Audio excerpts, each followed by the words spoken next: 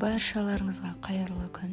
Бүгін өте оңай, небәрі 15 минуттың ішінде дайын болатын, жұмсақ болып шығатын, құрамы да өте оңай, қарапайым заттардан тұратын печеньенің жасалу жолымен бөлісетін боламын.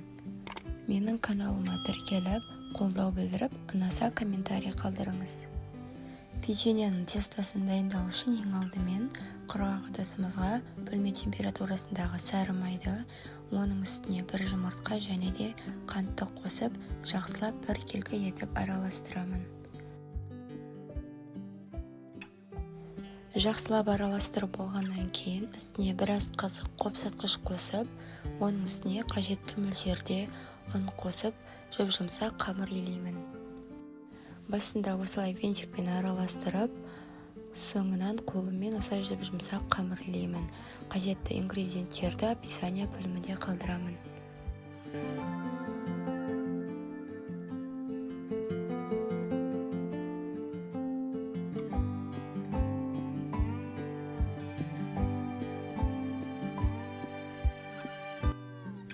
Дайын болған қамырды екі бөлікке бөліп, бір бөлігіне какао қосып, жақсылап араластырып илеймін. Менің каналыма қолдау білдіріп, ұнаса лайк басып, тіркеліп алыңыз.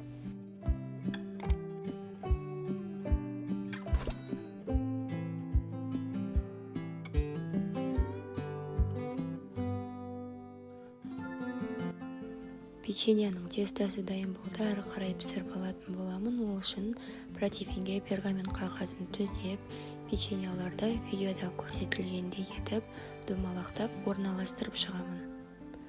Мен печеньенің формасын осылай домалақтап, үстіне какао қосылған тестаны қосып, осылай видеода көрсетілгендей жасадым. Сіздер кез келген әртүрлі форма жасауға да болады.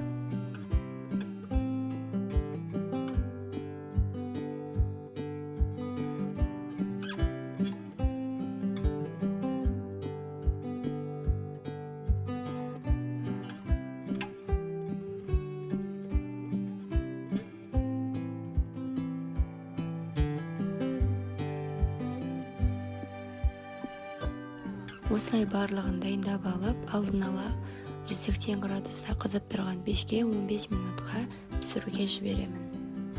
Қараңыздар, печеньелерім өте жұмсақ, әрі өте дәмді болып, осылай пісті. Сіздер де тура осылай рецеппен жасап көріңіздер. Менің каналыма қолдау білдіріп, ұнаса лайк басып, комментарий қалдырыңыз.